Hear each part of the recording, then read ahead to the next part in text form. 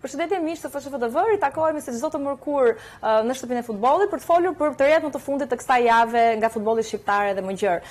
Sot do të fokusohemi pak më tepër si gjithmonë tek paraqitjet e legionarëve. Kemi intervistë ekskluzive me mbrojtësin e kombëtares Elseid Hysa, i cili na tregon disa detaje në lidhje me shortin e play-offit, po ashtu do të flasim, do fokusohemi më së tepërmi tek mbrëmja Gala Topi i Art që na pret ditën e hënë në orën 20. Po ashtu kemi edhe një intervistë po prap ekskluzive të Ardit Xhebreas, i cili është producenti artistik i kësaj mbrëmje, do ta zbuloj disa detaje interesante nga mbrëmja Gala. Fillimisht dua t'i prezantoj të ftuarit e pazitës së sotme, Jurgen Zela, gazetar sportiv, mirënjohur. Përshëndetje Jurgen. Përshëndetje Knesi që jam këtu dhe shumë suksese për emisionin. Shumë faleminderit. Tritan Kokona, drejtori i muzeumit dhe eventeve në Federatën Shqiptare të Futbollit, do na zbulosh disa detaje nga përpaskenat e organizimit të mbrëmjes Gala edhe asaj çfarë ne do të shohim në ekranin në orën 20 ditën e hënë. Dhe Florian Riza si gjithmonë me mua në studio. Bie që tani të flasim për paraskenat. Po, ai di pak më mirë, por gjithsesi publiku që na ndjek besoj se do të jetë një surprizë e bukur. Okej, fokusohemi fillimisht tek shorti play-offit në lidhje me botrorin. Janë zbuluar grupi potencial ku ne mund të bëjmë pjesë në rast se ne do të kalojmë play-offin e muajit mars ndaj Polonisë dhe një kundërshtar potencial siç mund të jetë Ukraina ose Suedia. Mund të jemi në grupin F me Holandën, Japoninë, një prej nesh patjetër Ukraina, Suedia, Shqipëria ose Polonia dhe Tunizia. Insighti i parë, Jurgen, si të duket një grup i tillë në botror? Po kam përshtypjen që është një grup shumë interesant. Uroj shumë që të jemi një herë atje. Rruga është ende shumë e gjatë. Në përshtypjen e parë, padyshim që Holanda është një superfuqi, dihet, madje skuadrat europiane që marrin pjesë në Kupën e Botës konsiderohen favorite absolute, jo vetëm për të kaluar grupin, por edhe për të marrë trofeun, pjesa më e madhe e tyre, pa u ndalur në emra specifik, e mes të cilëve unë do të veçoja që është dhe Holanda, sepse ka një grup shumë të mirë, por nga ana tjetër kemi dy kundërshtar që për ne do të ishin të panjohur. Si Tunizia dhe Japonia janë skuadra me të cilat në të shkuarën pak mund na ketë bërë që të rastisemi, apo le të themi le të kemi kontakt direkt, jo si tifoza, apo të kemi ndjekur në evenimentet ndërkombëtare ku ata janë angazhuar. Do donim shumë që të ishim atje, do të ishte gjëja më madhështore që ka ndodhur ndonjëherë në futbollin shqiptar, edhe pse do t'i gëzoheshim shumë pjesëmarrësit e det, do duhet t'i gëzohemi edhe faktit që jemi vetëm 3 muaj përpara kampionatit botror në fazën play-off. Nuk është diçka e vogël që të jesh një hap larg Kupës së Botës. Padyshim që do të jetë e vështirë. Na presin dy sfida të mundshme në transfer, një është e sigurt, por edhe sfida finale nëse do të kalojmë Poloninë. Por ndonjëherë në futboll gjërat e bukura janë të destinuara të ndodhin dhe për skuadrat që konsiderohen jo favorite, siç mund të ishim ne në rastin konkret, sepse vim nga vazoja 3 dhe shorti deshi që të përballeshim me dy skuadra të vështira, sepse qoftë Polonia apo dhe Ukraina apo dhe Suedia, e cila vjen nga vazoja 4, ndodhet në renditje shumë më lart se Shqipëria në klasifikimin e përgjithshëm të FIFA-s. Ndërkohë, Riza, si të duket? Të duket sikur është më i favorshëm shorti i botrorit, potencialisht nëse ne shkojmë, se sa shorti i play-offit që na pret në mars. Tani në aspektin e shortit, unë shikoj shortin normal, qoftë të raundit të parë play-off, qoftë atë të raundit të dytë play-off, apo qoftë dhe nëse i kalojmë këto të dy raundet e play-offit në grupin e kampionatit botror. Pra ekipe jashtëzakonisht forta, ekipe tradite, ekipe me të cilat mund të përballemi, por nuk kemi kampionët e botës që kishim në grupin e 2024 në kampionatin evropian në Gjermani 2024, pra nuk kemi as Spanjën, as Italinë apo në kampionën e botës Kroacinë. Që në këtë aspekt grupi është quhet normal, por neve na duhet shumë punë, shumë fat për raundin e parë play-off dhe pastaj për raundin e dytë play-off. Ndërkohë shikojmë edhe kalendarin e ndeshjeve të mundshme, nëse sigurisht ne do të kualifikohemi në botror. Shqipëri-Tunizi në datën 15 qershor të 2026 që luhet në Monterrey në Meksik, Holand-Shqipëri në datën 20 që luhet në Houston, Japoni-Shqipëri në datën 26 qershor që luhet në Dallas. Duket sikur na ka çuar në një anë komplet tjetër ky short.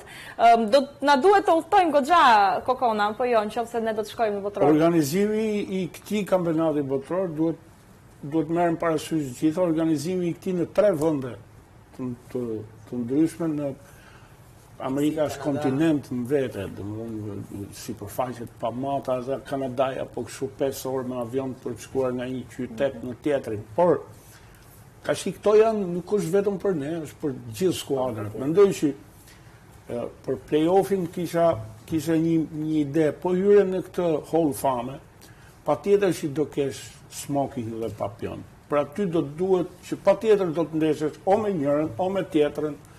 Kështu që unë e qyt favorshëm play-offin me këto skuadra që në ra. Askush nuk është e pakalueshme, ashtu siç edhe ne nuk kemi shkuar atje për shëtitje. Futbolli i njeh gjitha kundërshtarin e njohim sidomos Polonin dhe Ukrainën me cilën kemi luajtur edhe afër. Kështu që them që do të ishte shumë mirë, do të ishte jo vetëm historike, por do të ishte një gjë shumë e madhe edhe për gjithë shqiptarët që jetojnë atje, sepse prej shumë vitesh kemi komunitet madh si në Amerikë, ashtu edhe në Kanada, dhe për ta do të jetë një gjë e madhe të kemi dhe një mbështetje. Por më tepër kur në tabelën qendrore të shortit unë do ta quaj të favorshëm Klush me Tunizin ndeshjen e parë. Me kundërshtarin më modest dhe kundërshtarin më i mundshëm për ta filluar mbar. Dhe pastaj ti ke shumë moral që në dy ndeshjet e tjera ke bonus, ruhesh, mbrohesh, nuk ke detyrimin që iken nëse nuk është. Kështu që të gjitha këto janë hipotetike. Parashikimi me 4 pikë. Pikërisht, dhe formati është ndryshëm. Je pjesë sepse kalojnë 2 parat e çdo grupi dhe 8 më të mirat e vendeve të tjera. 8 më e mirë, pra 8 të tretat më të mira janë pjesë e kualifikimit. Por le të shkojmë përpara po të shkojmë deri aty pastaj me Bullgarit.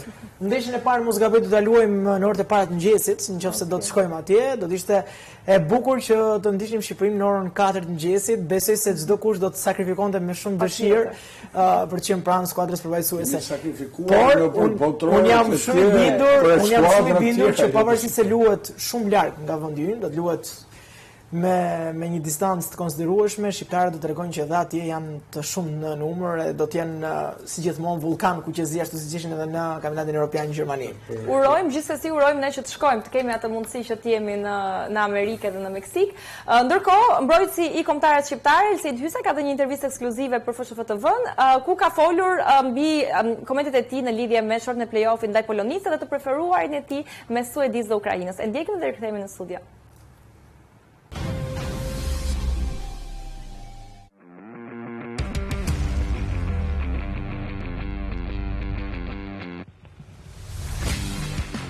Këtë vit, besoj që mund të qenë viti më i mirë në kombëtar me të vërtetë, sepse kemi qenë ishte një grup shumë i fortë që besoj si shumica gjithë tifozëve kanë menduar se ne ndoshta nuk do e kaloshim.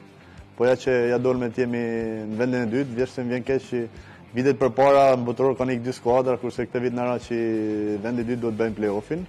Po gjithsesi ishte një vit shumë i mirë. Besoj që ndeshja me Serbinë këtu në shtëpi, sepse treguam me vërtet karakter.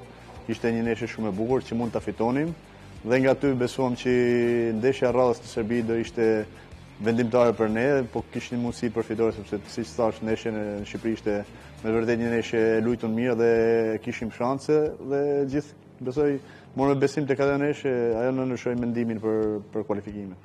Po normal është një skuadër shumë e fortë, Polonia, me vërtet unë mendoj se mund të na bite një skuadër më e lehtë, po futbolli është edhe i bukur se mund të kesh ndeshje të vështira dhe mund të fitosh. Futbolli nuk normal që mjafton 1 minutë që të gabosh ose 1 minutë ndryshon jetën ose fiton ndeshjen dhe mund të kualifikosh. Po gjithsesi e dim, kemi luajtur kundër Polonisë shumë ndeshje, kemi pas edhe humbje, po normal që nëse luajmë si kemi luajtur të ndeshjet e fundit si me Anglinë dhe me Serbinë atje, besoj që mund kemi mundësi për kualifikim. Po them drejtën nuk e di cilën preferoj sepse si Ukraina si Suedia në skuadrat forta, edhe pse Suedia ka pas qa lëkundja tani sepse kemi pa ndeshjet e Suedisë, ka pas humbje, po gjithsesi është një skuadër shumë e fortë dhe ajo me emra, po them drejtën e Suedinë ndoshta kishte pas më shumë qejf.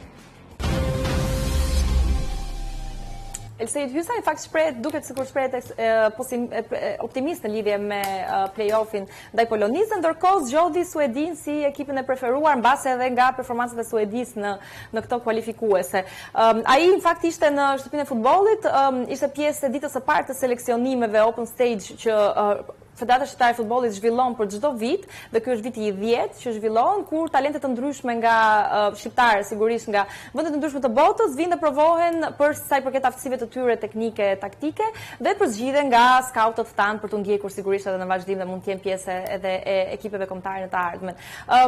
Jurgen, si të duk, Elsej Dysaj tha që Suedia ndoshta mund të ishte një kundërshtar më i favorshëm në raundin e dytë. Po, unë kam përshtypjen që Hysaj në aspektin personal në vitin 2025 ka bërë performancat më të mira në kombëtaren e Shqipërisë. E kemi parë në rrugtimin e tij që ka qenë një nga lojtarët më të rëndësishëm të skuadrës kuqezi, duke i mbyllur gojën dhe atyre kritikëve që në një farë mënyrë e sulmuan edhe në mënyrë të padrejtë. Është një nga kapitenët e kombëtares, padyshim që fjala e tij peshon shumë në opinionin publik. Kam përshtypjen që pjesa e Suedisë është një mendim personal i tij, edhe pse siç thotë edhe zoti Kokona, më herët ndoshta do të na përshtatet një kundërshtar si Ukraina, të cilin e njohim, e kemi patur kundërshtar vetëm pak kohë më parë. Suedia është ekipi më i dobët aktual në kualifikuese, por nëse do të bëjmë një llogari. Suedia është shumë e dobët. Po, do të bëjmë një llogari, por nuk besoj se është e dobët. Sulmi i Suedisë është tash se nuk është ekip. Dëgjoj. Nëse do ta bëjmë analizën në grupin e Kosovës, Suedia ishte sigurt që do të ishte në play-off. Zvicra nuk e arrinte dot, e kishte të sigurt dhe ishte një situatë pak të çuditshme. Deri në mars edhe ne mund të jemi në një formë krejt ndryshe.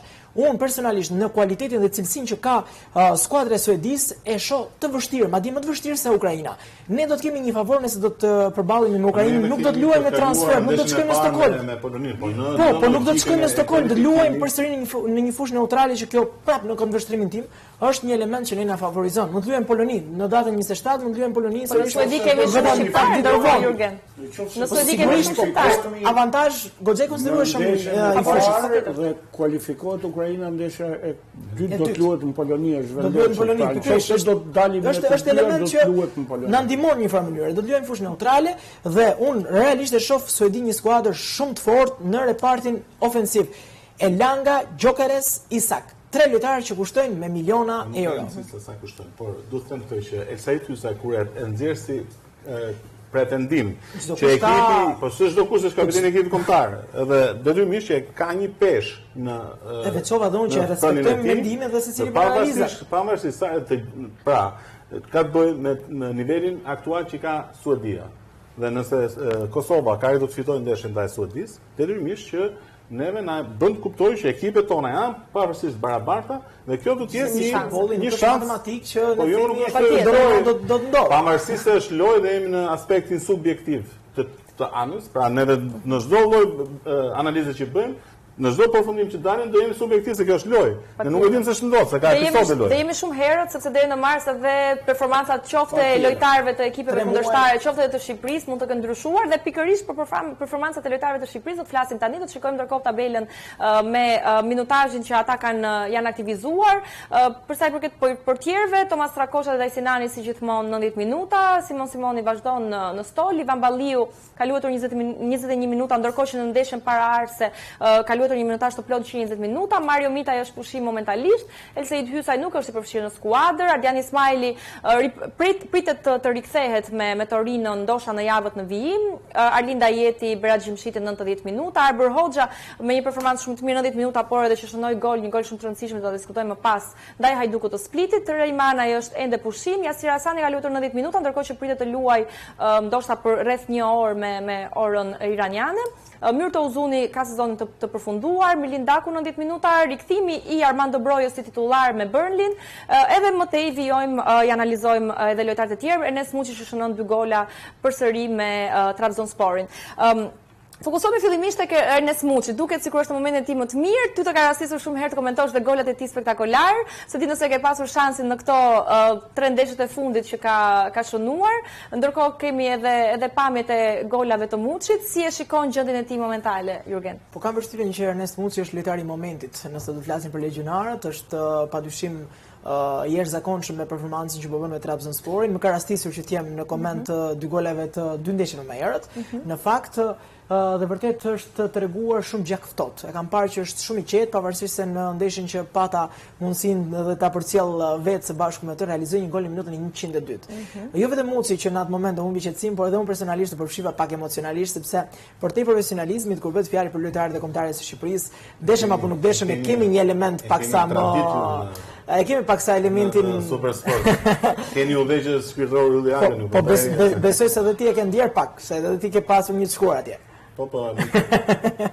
Nice. Nëse flasim për Muçin, besoj se të jesh autori 5 golave në 3 ndeshje, të përfshihesh në 2 javë nga 3 fundit në formacionin e më të mirëve dhe në javën e fundit ishte mes më të mirëve në formacionin e javës së 15 në Superligën e Turqisë, nuk është pak. Bëhet fjalë për një lojtar të cilit cilësitë ne ja dim. E kemi parë që kur ka qenë pjesë e Tiranës, e ka treguar veten e tij tek Legia, e ka treguar tek Beşiktashi, po tregon tek Trabzonspor. Por një problematikë që ndoshta mund të ketë patur Ernest Muçi është pjesa e luhatjes së në herë pas hershme që ka patur. E ka treguar dhe Legia, e ka treguar dhe Beşiktash, çka i solli dhe një farë mënyrë mungesën e besimit për vazhdimsinë tek skuadra e Beşiktash, që deri diku edhe janë penduar tashmë. Por kam përshtypjen që me këtë formë, nëse arrin ta ruaj këtë rendiment, besoj se erdhën e tij do të jetë Trabzonspori që do ta aplikojë të drejtën e Trabzonspori është edhe në pozicion në drejtën e blerjes. Është në pozicion shumë të mirë momentalisht në ligën turke, sepse është aktualisht duke rivalizuar për titullin kampion. Edhe Muçi është nga meritorët. Për të njëjtin rast, nëse jemi tek rasti i shënimit golit parë, pra nëse portieri do kishte reaguar ndryshe, zota kishte fatin të argjente topin për ta shënuar golin. Në momentin e golit të dytë, pra topi kalon 2 reshalët. Mbrojtësin e parë, mbrojtësin e dytë, pastaj kalon te portieri. Dua të them që tek Beşiktashi ndoshta ai ka luajtur shumë më mirë. Dhe rastet e ngjashme për të kthyer në gol nuk e ka pasur fatin me vete. Dhe kjo ka qenë një nga ato arsye themelore sepse pati krizë marrëdhënies midis. Prandaj ka gol. Po, kështu që në këtë aspekt është shumë e drejtë dhe e meriton që t'i kthehet dhe fati me vete, që të shfaqet plotësisht si lojtar me vlerat e tij maksimale.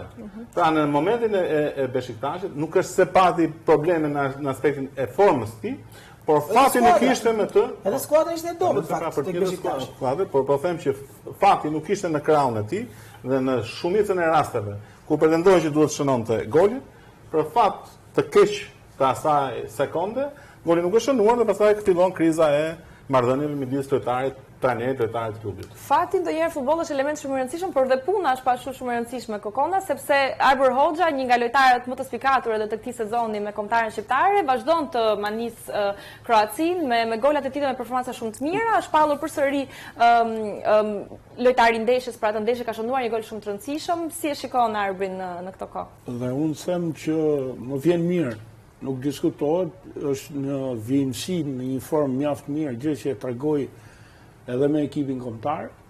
Një lojtar shumë i rëndësishëm për Shqipërinë. Kemi shumë kohë që Shqipëria nuk ka patur futbollistë të tillë shpus, pra me iniciativë, merr topin, depërton në krahun e tij, hyn në qendër godet. Pra është një lojtar që e mban kundërshtarin presion dhe gjërat që ka në mend, që ka në këmbë dhe mënyra e tij e lojës, treguesin më të mirë e kishte ndeshjen me Anglinë, nuk është e thjeshtë të përballesh me atë lehtësi se si ai u përball me një skuadër të madhe siç ishte Anglia. Ishte një provë shumë e rëndësishme dhe unë e quaj një nga lojtarët më të rëndësishëm të ekipit kombëtar. Plotson shumë element për ta mbajtur kundërshtarin nën presion, kur ne na duhet që të kemi presion, të kemi mundësinë për të shënuar, siç ishte për shembull ndeshja me Andorrën. Kur ty të duhet që me patjetër të nxjerrësh golin, ky lojtar është lojtar shumë i rëndësishëm. Po vjen mirë për rastet e tjera, kur të duhet pak frymarrjen me fushën e mbrojtje, fakti që e bën presionin lart ndaj kundërshtarit dhe ka shpejtësi për shkuar pra nga mbrojtësi i krahut të djathtë i kundërshtarit tek qendërmbrojtësi i krahut të djathtë, mund shkojë për një periudhë shumë të shpejtë nga shpejtësia e tij fizike. Pra të jep një mundësi, të jep një kohë, të jep një pushim pa përfshirë këtu dhe dyshim që krijon me Mitajin, që e bën atë krah vërtet ka vendosur një rekord unik, sepse është hera e tretë radhazi që merr çmimin lojtar i muajit. Asnjë lojtar tjetër në Kroaci nuk ishte mundur dot që të fitonte në 4 muaj 3 herë çmimin lojtari i muajit dhe vërtet duhet përgëzuar sepse ashtu si mund, besoj që edhe Arber Hoxha do të marrë meritat që i takojnë në këtë performancë të këtij fillim sezoni apo të kësaj pjese të parë, sepse tashmë jemi në mesin e edicionit futbollistik. Patjetër. Ndërkohë një tjetër lojtar i kombëtarës së shpallur lojtari i muajit tek klubi i tij është edhe Yasir Hasani, i cili u premiua si lojtari i muajit tek ekipi i tij Estegal dhe vijon po prap performancat e tij të mira me klubin. Si shikon këtë adaptimin e Yasir Hasani duke kaluar nga një ligë pak a shumë brenda një lloj fryme, po themi ligë aziatike, por tashmë nga një klub si jemi pashëm tek një kampionat tjetër. Në fakt Yasir Hasani është një lojtar shumë specifik, kemi parë edhe kombëtarja e Shqipërisë që arrin të krijoj situatat, krijoj gola nga një moment që askush ndoshta nuk e pret. Kjo ja bën të lehtë një farë mënyrë të përshtatjen. Ne kemi parë që edhe në Iran tek Estegal ka të njëjtin rendiment, ka të njëjtin ritëm, është lojtar që ka profilin e tij, e ruan identitetin e tij, nuk është se është një lojtar që mundohet të ndryshojë apo të përshtatet, në përgjithësi është një futbollist që mund të adaptohet me profilin që ai ka në shumë skuadra. Kjo ka bërë të lehtë, ka luajtur në shumë kampionate, është një lojtar me shumë eksperiencë, sepse të luash nga kampionati shqiptar apo ndoshta edhe nga ai Maqedonas, por tani nisur që në havat e tij të para të karrierës, ka luajtur në ligat ballkanike, ka shkuar në Suedi, më pas ka shkuar në Kore, tani në Iran, tregon që eksperjenca bën të vetën dhe besoj se është merit e padiskutueshme Yasir Hasanit për të përshtatur si një individ me atë çka ka treguar në fushën e lojës. Dhe urojmë sigurisht që të vazhdojë në këtë mënyrë. Ndërkohë një tjetër lojtar i rëndësishëm i kombëtarës shqiptare, i cili në fakt është pothuajse gjithmonë titullar, është Qazim Laçi, i cili luan përsëri në Superligën turke, siç diskutuam edhe më parë për Muçin, dhe ka dhënë një asist në ndeshjen e tij të fundit. Si shikon Laçin si lojtar Riza?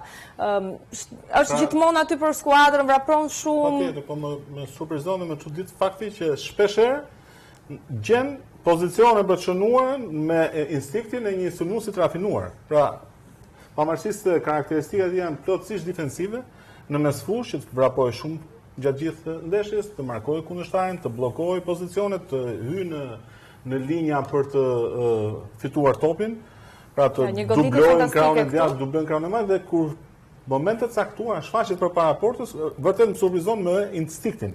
Pastaj të shënosh gol do të kesh një instinkt veçantë të lindur brenda teje dhe ky e ka pavarësisht se i gjithë procesi i tij në futboll është proces mbrojtjes, pra defensiv. Ndërkohë, një tjetër lojtar shumë i rëndësishëm i kombëtarës shqiptare ka rigjetur vendin e tij si titullar tek ekipi i Burnley, është Armando Broja, i cili kemi diskutuar edhe herë të tjera sa e rëndësishme është që ai të marrë minuta me klubin edhe siç i ka marrë edhe sigurisht minutat me kombëtaren gjatë këtij raundi kualifikues. Jurgen, si e shikon këtë inkuadrimin e tij më së fundmi si titullar pas shumë kohësh, fakt duhet thënë, në Premier League? Është vërtet kishte shumë muaj që Broja nuk kishte startuar nga minuta e parë në kampionatin anglez dhe besoj se ishte një element, është vërtet është një element që do ta ndihmojë shumë. Fakti që jepet besim për luajtur si titullar, pavarësisht se nuk ka arritur dot të gjejë rrugën e rritës në ato pak minuta që i është dhënë mundësia në takimet e mëhershme, në aspektin psikologjik do ta ndihmojë shumë sepse Broja ka nevojë që të jetë i mbështetur dhe të jepet besim që ai pavarësisht gjithçkaje mbetet një lojtar i rëndësishëm. Do të jetë një gjë që besoj se do ta motivojë pa edhe në momentin që u zëvendësua, pavarësisht se fati i tij nuk e deshit sepse lojtari që u aktivizua në vendin e tij ishte protagonist, bëri mirë, e shoh si një element shumë të rëndësishëm. Në pjesën e dytë madje ishte rrezik konstant në radhën e skuadrës së Burnley dhe ka ndjekur sfidën që zhvilloi deri në momentin që Broja u largua nga fusha e lojës dhe besoj se është në rrugën e duhur për të rritur. E ka ndihmuar shumë kombëtarja e Shqipërisë. Duhet të thënë dhe kjo gjë që tek Shqipëria nuk e ka mbuguar asnjëherë mbështetja dhe kjo ka qenë shtysa më e madhe. Fakti që tek Shqipëria ka gjetur gjithmonë vendin e titularit dhe tani gradualisht po merr minuta dhe po arrin që të zër vend edhe në skuadrën e tij tek Burnley, besoj se Broja e ka mundësinë për të rikthyer në atë futbollist që gjithë ne presim. Aktivizimi i Brojës në një ndeshje futbolli në kampionatin anglez, në Premiershipin anglisë, do të thotë që ka nisur një proces i aktivizimit të vazhdueshëm të tij, që do bëhet fizikisht të vlefshëm, sepse i gjithë procesi lidhet me përgatitin fizike. Sa më shumë ndeshje të kesh, sidomos ndeshje me fizik të lartë, me konsum energjie pafund, siç është kjo e Premiershipit, do ta bëjë atë shumë fizikisht shumë mirë, do ta sjellë në formën e tij maksimale, do vrapojë pafund dhe do ndihet i fuqishëm me këmbët e tija për të zgjidhur plotësisht dhe drejt të gjitha pozicionet që i vinë në momentin e dur. Pra nëse ti je i lodhur sepse ke ardhur nga një periudhë pasiviteti prej shumë kohësh, e ke të vështirë që të japësh zgjidhje maksimale rasteve që të krijohen. Në momentin që je ti fizikisht jashtëzakonisht mirë, do thotë që zgjidhja vjen në mënyrë natyrale dhe ke shumë thjesht për të shënuar golin, për të pasuar tek tjetri, për ta zgjidhur situatën drejt. Patjetër. Dhe urojmë edhe që goli në fakt të vi për Armando Broja, sepse ndoshta dhe ai do të ishte Chelsea i sfirimit të tij edhe psikologjikisht, por edhe fizikisht. Tani do ndjekemi një hapësirë të shkurtër publicitare dhe të rikthehemi me diskutimet për topin e art.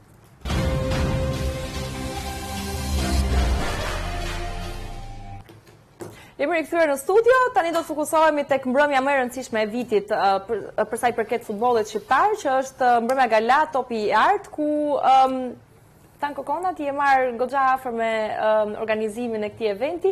Do të zbulosh ndonjë detaj nga përpaskena se çfarë është duke ndodhur momentalisht në cilën fazë të përgatitjeve jemi?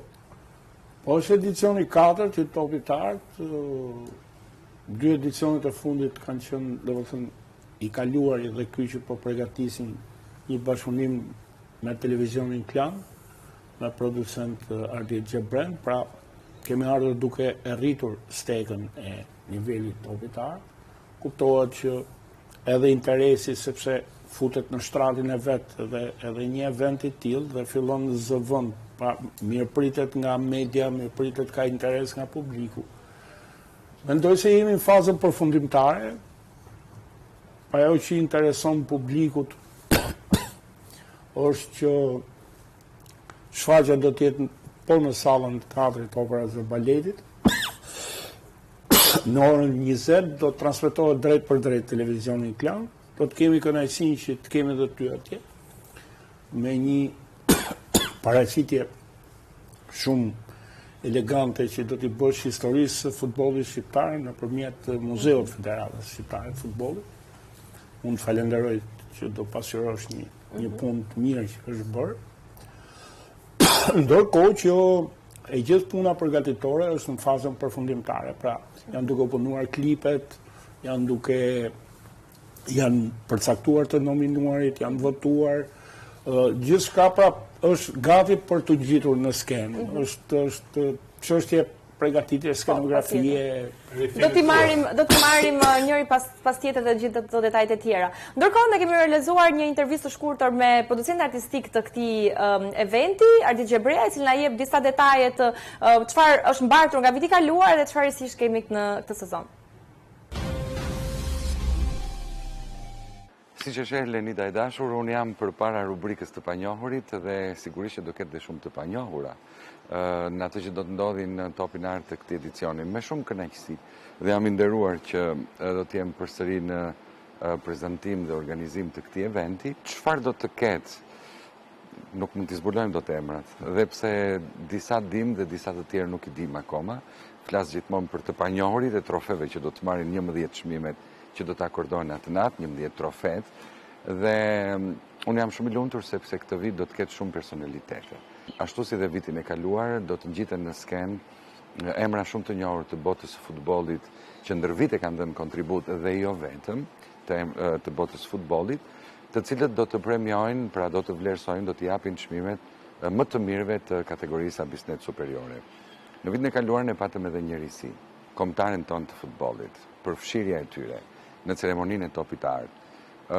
Do ta quaja këtë moment si qershin mbi tort, sepse edhe këtë vit do të jetë votimi i vet futbollistëve të kombëtares për njëri tjetrin, për të parë se cili do të jetë dhe futbollisti më i votuar prej tyre. Sigurisht nuk mund ta anashkalojmë play-offin, që është një ngjarje shumë e shënuar për futbollin shqiptar. Sigurisht do të ketë edhe të ftuar special që nuk janë më sekret, është Lore, është Capital T dhe Dream House Dance Academy, balerinët e famshëm. Të them dhe sekretin e fundin? Ta them që do të prezantojmë edhe bashkë? Okej. Pra, së bashku me mua do të jetë Jonida Sheu dhe Lenida Halilaj. Mos mungoni në datën 15, ora 20 drejt për drejt në televizionin Klan, Topi Art. Në fakt do të jetë një mbrëmje art. Jemi rikthyer në studio. Jurgen, ti ke qenë edhe herë të tjera i ftuar në Mbrëmjen Gala. Si e ke parë vitin e kaluar organizimin dhe çfarë pret nga ky vit në lidhje qoftë edhe me trofet, se janë pak a shumë të njëjtët trofet sigurisht, po thjesht fituesit ndryshojnë, por në stadin e organizimit. Është vërtet, kam qenë edhe në edicionet e mëparshme të organizimit të Topit të Artë. Ka patur çdo vit ashtu si dhe zoti Kokona e deklaroi që është rritur niveli, është rritur performanca, padyshim që organizimi në një nga zonat apo në një nga objektet më të rëndësishëm të kryeqytetit tregon dhe vlerën dhe rëndësinë që ka organizimi i këtij eventi. Komplimenta edhe për ju që do të jeni në bashkëmoderimin e Topit të Artë së bashku me zonin Gjebreja dhe zonin Sheu. Padyshim që presim surpriza, sezonin e kaluar madje ishte një nga elementet që në sallë pash më shumë entuziazëm kur u prezantuan prapas skenat apo disa nga intervistat që edhe vetë protagonistët nuk e dinin që ishin, edhe kam përshtypjen që edhe këtë sezon do të ketë surpriza nga organizatorët, nga Gjebreja që është producenti, nga zoti Kokona që dihet që merret me organizimin e eventeve në Federatën Shqiptare të Futbollit, kështu që besoj se do të jetë interesante. Në këtë vit më ka rënë diçka tjetër në sy që ka qenë e vështirë për gjetur se kush janë fituesit e këtyre çmimeve. Vetë strategjia e federatës ka qenë që t'i prezantojnë ditët e ardhshme pikërisht kandidatët e Topit të Artë, le të themi dy trofeve më të rëndësishëm, Topin e Artë për vajzat dhe Topin e Artë për të nominuarit. Edhe kjo e bën disi interesante sepse kanë qenë trajnerët dhe kapitenët që kanë votuar. Ndoshta për ne protagonistët apo aktorët e futbollit nuk është e vështirë sepse mjafton që të pyesësh një kapiten apo dhe një trajner për të krijuar një ide se kush mund të kenë qenë, por kjo bën intrigues deri në fund. Aq më tepër që është e vështirë për të bërë një parashikim se kush mund të jenë fituesit të paktën për Topin e Artë të djemve. Ndërkohë shikojmë edhe listën e trofeve të cilat do të shpërndahen në ditën e hënë.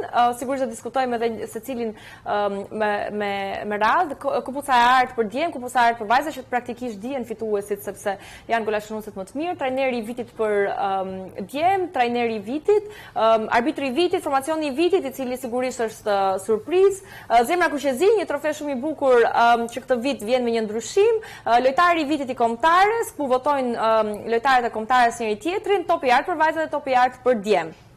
Edhe talenti i vitit për vajza dhe talenti i vitit për djem. Fokusohemi pak tek secila për këtyre kategorive, duke nisur që nga lojtari i vitit në sensin e sigurisht akoma ngelet për të zbuluar se kush mund të jenë kandidaturat për Topin e Artë për djem dhe Topin e Artë për vajza, por kanë spikatur disa personazhe po jo.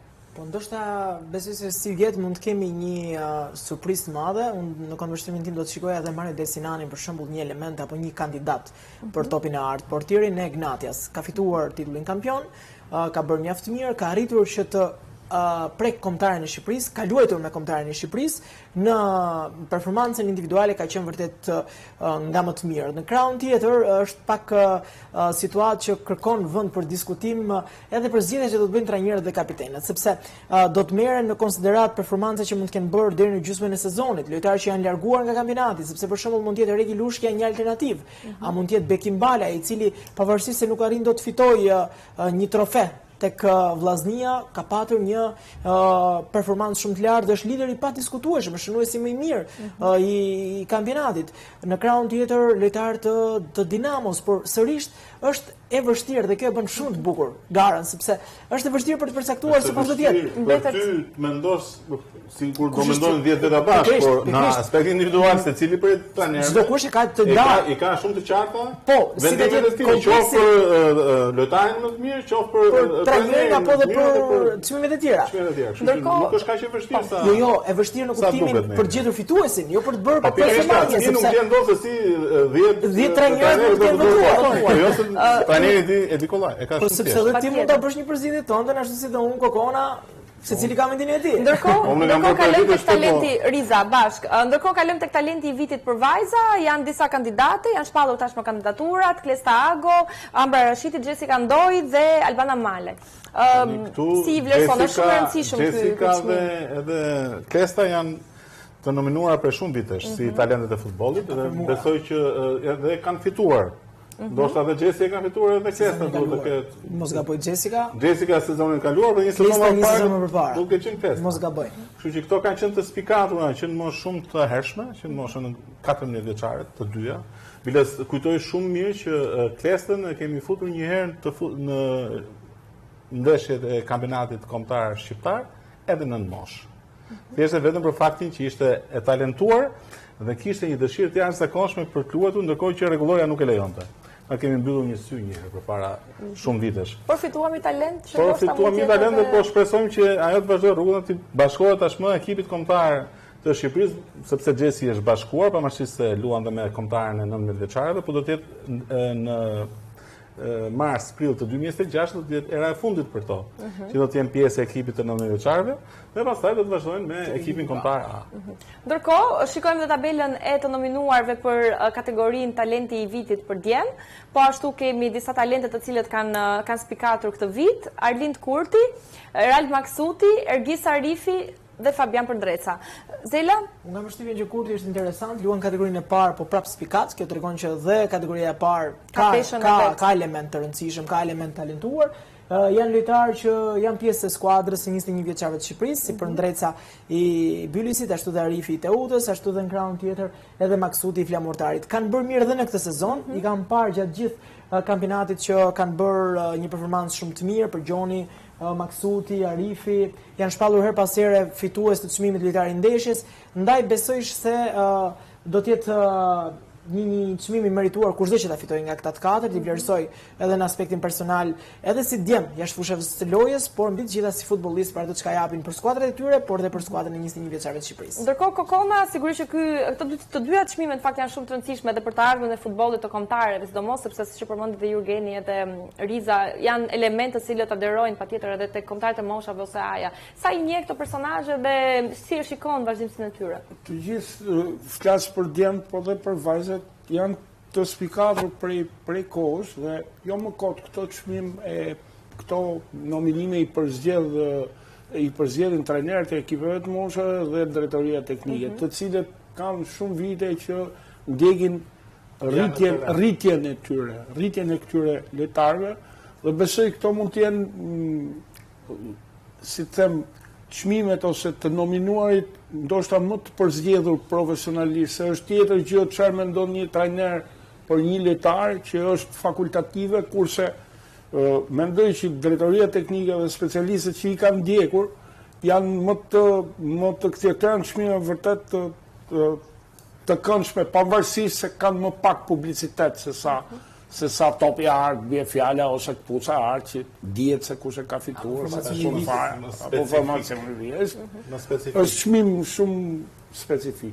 Riza, ndërkohë, sa i ke parë këto talente dhe si i vlerëson, ndoshta edhe në një performancë të vazhdueshme, një rritje të karrierës së tyre në vazhdim? Ani po patë ardhur tek ekipi 21 vjeçarëve, domethënë pothuajse e ke plotësuar termin talent dhe je pjesë e një futbollist që të bësh as.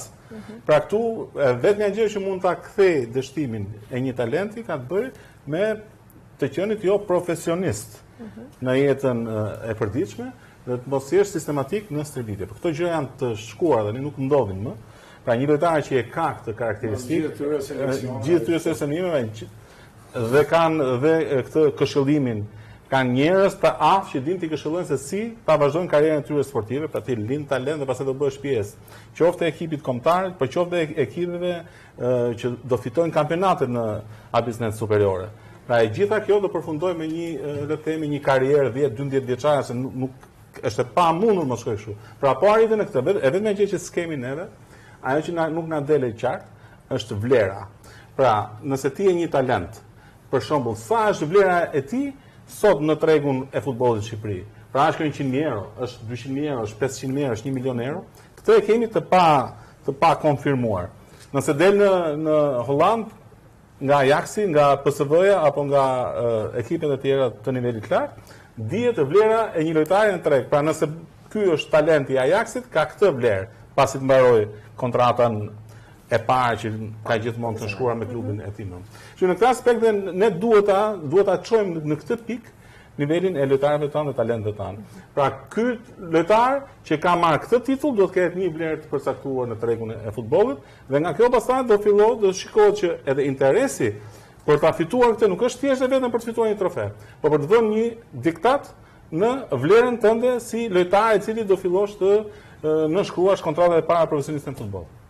Ndërkohë, sigurisht lojtarët janë të rëndësishëm, po nga ana tjetër edhe trajneri është shumë i rëndësishëm për një skuadër dhe kalojmë tek të nominuarit për trajnerin për çmimin trajneri i vitit.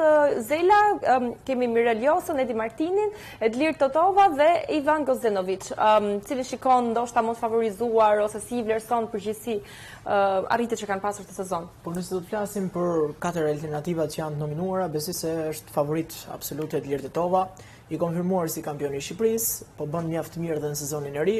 Madje ka patur një siklet vogël në javën e fundit, është rikthyer sot në aktivitet në fushën e lojës pas ndërhyrjes që pati dhe urojmë shërim të shpejtë dhe të ketë shëndet, mos të ketë më probleme të tilla. Besoj se do të jetë favorit përsëri, vitin e kaluar ishte ai i cili e fitoi.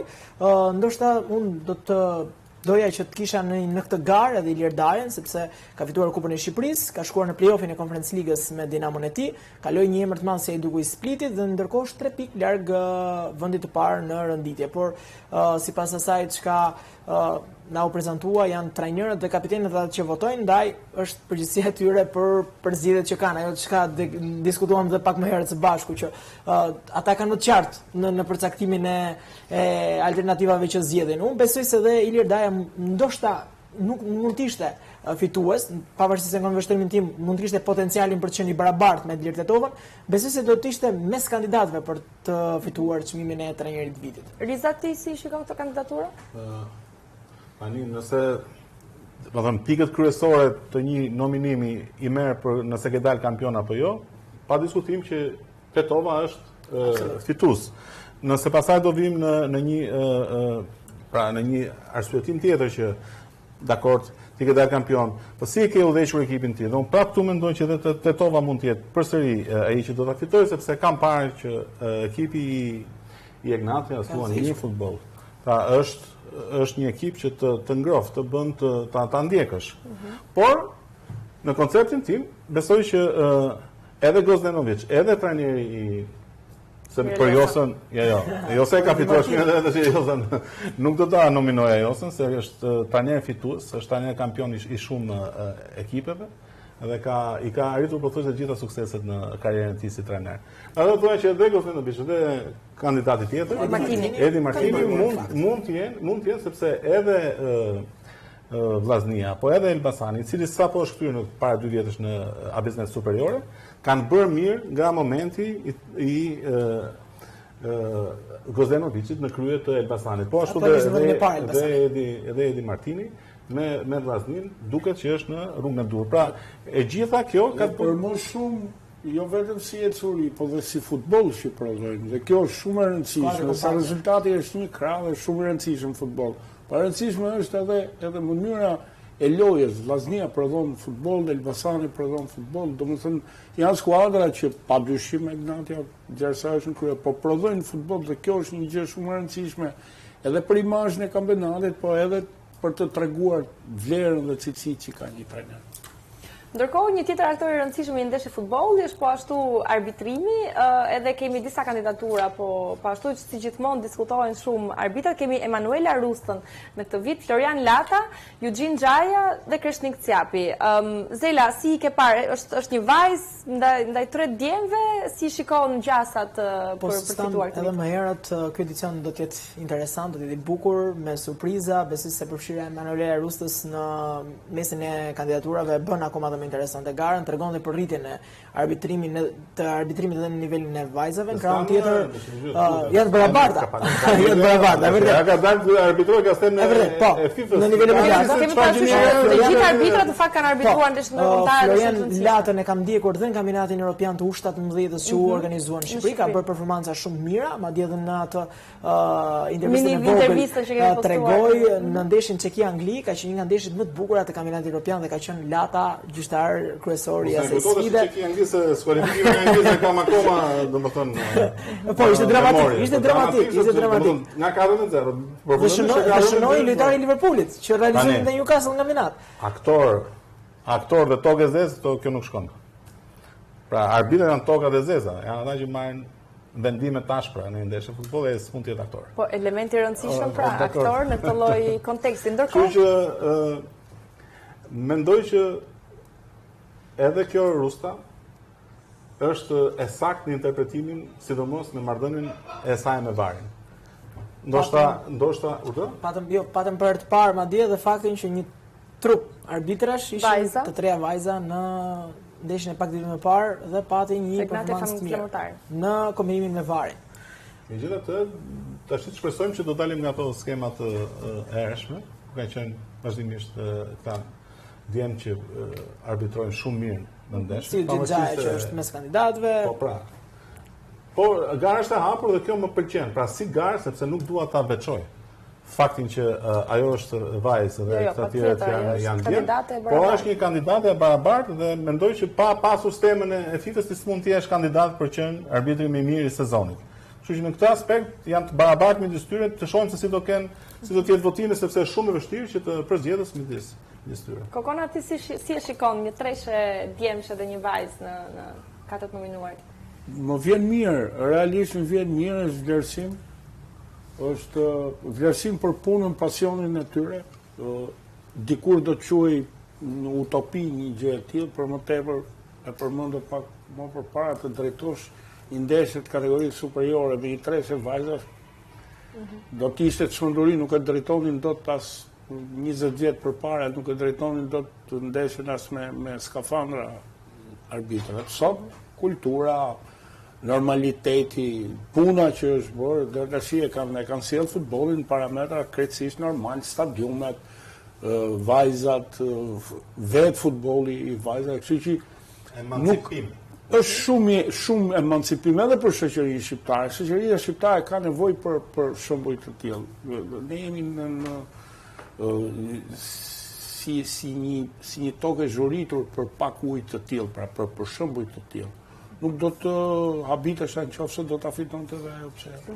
Aktor të tokave të zeza. Më pëlqeu pak edhe fakti që ndeshja e parë e drejtuar në futbollin shqiptar nga një treshe femrash u zhvillua edhe në Dragozhin. Në fakt Ignatia ka qenë vajzash, po. Është skuadra e parë që ka aplikuar që nga sezoni i kaluar, madje po këtë sezon përgjatë gjithë edicionit, faktin që vajzat janë pa bilet në stadium. I mirëpret të çfarëdo lloj moshe, gjithmonë dyert janë të hapura për to, ndaj duhet t'i japim më shumë dorë, duhet i besojmë më tepër, sepse nuk thotë kohë që janë forcë madhe.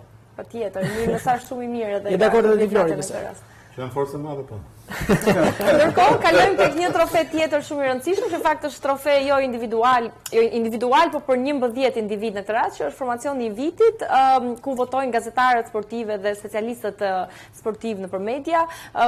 Jurgen, cilat personazhe kanë spikatur më shumë këtë vit që ti i pret të jenë pjesë asaj 11-shë? Përmend Dajsinani pak më përpara. Besoj se Dajsinani do të jetë në ato çka ka dhënë me Ignatian, besoj se do të dominojnë përsëri lojtarët e skuadrës Ignatias. Është sërish ai elementi nëse do të përfshihen lojtarët që kanë qenë deri në fundin e sezonit apo dhe ata do të jenë apo të larguarit. Pikërisht, po, për të them për prezantimin e formacionit të mirë, janë të përfshirë dhe ata që janë larguar apo jo, po kam përshtypjen që nuk është se do të ketë shumë dilema. Gjysmë sezoni ke spikatur sa ti je. Ai takon se si e kanë përzgjedhur kolegët gazetarë dhe specialistët e futbollit, po besoj se Dajsinani, Musta, Xhemaili, Nasser Ali, kombëtarës gjithashtu, besoj se në të dia do të jetë Fangaj, Aleksi që është një lider atje, po bëj informacionin për Jurgen, do të ishte kështu që, domethënë, midis televizioneve konkurrente për transmetimin e ndeshjeve, ato që kanë njohuri. A ka harmoni? Jo, harmoni s'mund të ketë, domethënë, cili konflikt midis grupit tuaj të Supersport dhe konflikt. Po jo, a keni, për ta keni në aspektin konflikt profesional të shëndetshëm. Është konkurrencë. Po pikërisht konflikt institucional i shëndetshëm. Nuk mund ta tregojmë tek përgjithësia e informacionit të vitit. Vetëm te informacioni. Unë shikoj pastaj se si çarkullon ajo. Po besoj se dyshja e Ignatit, siç po thoi Aleksi dhe Reki Lushkja, për të thënë që ka bërë aq mirë në sezonin e kaluar, besoj se do të jetë Satmala. Kam përshtypjen që Bekim Bali nuk do të mungojë sërish. Besoj se kjo do të jetë bërthama, ndoshta plus minus do të ketë ndonjë element, ndoshta dhe Zabërgja që u largua, kjo do të ishte ndoshta 11 që ime ideale këtij formacioni. Do ta krahasoj momentin që do të prezantohet nëse do të jetë i njëjti apo jo. Riza, ndërkohë ti çfarë parashikon? Pëlqejnë parashikimet zakonisht ty, por unë jam për vendosje kritere më specifike. Okej. Edhe kjo do bënte të gjithë procesin më pozitiv, më mirë. Më fair play, patjetër, por në kuptimin e kësaj që për shembull te nominimet më përpara mund të nominoj një ekip tjetër këta kandidatët, se thua që janë 10 persona që do nominohen, pastaj këta 10 të nominuar shkojnë në votim nga trajnerët, nga kapitenët, nga drejtoria teknike kështu më radh. Pra, më duket sikur pak duhet kemi një moment të parë, një përzgjedhje të nominuarësh, një shortlist dhe pastaj të zgjidhen, sepse besoj kriteret mund të lënë për jashtë liste edhe njerëz mund të kenë kontribute të vlera. Kokona, si do të prezantohet ky çmim specifikisht? Do të ketë atë tradicionale që kemi parë në vitin e kaluar, ku secili prej tyre do të ngjitet në skelë? Secili prej tyre do të ngjiten të 11 në skelë, dhe secili prej tyre do të ketë statujën do të marrë statujën e vet. Personazhet që do t'i shpërndajnë janë personazhe shumë të njohur në botën e futbollit. Sa i takon këtij çmimi, mund të them vetëm kaq, në një farë mënyrë po i komplimentoj kolegët më të ri. Mund të them që në 3 vitet e kaluara formacioni i vitit ka qenë gati i padiskutueshëm. Domethënë me një lëvizje të vogël që ka patur, domethënë atyre që i takon nuk ka patur kontestime, pra për vetë se për një emër për shembull që mund të ishe Flori apo Tani, dhe kjo nuk ka fare rëndësi, por në total zgjedhjet kanë qenë të sakta, paktën 3 vjet, dhe nuk besoj që kjo traditë do prishet këtë vit. Ndërkohë, një nga çmimet më speciale të mbrëmjes është edhe çmimi Zemra Kuqezi, të cilin kemi lançuar për herë të parë vitin e kaluar dhe fituesi ishte lojtari i kombëtarës Ylber Ramadani. Në fakt, vitin e kaluar këtë vit ka një ndryshim, sepse vitin e kaluar është përzgjedhur nga grupi teknik, po themi nga stafi teknik i kombëtarës, ndërkohë që këtë vit do të jenë anëtarët e fanklabit të kombëtarës, të cilët do të votojnë për lojtarin më të mirë Kuqezi, për sa i përket kriterëve që ata vendosin patjetër. Nëse një zemër gjithmonë zemër. Tani përjashtohet Ylber Ramadani nga votimi? Të gjithë janë Zemra Kuqezi.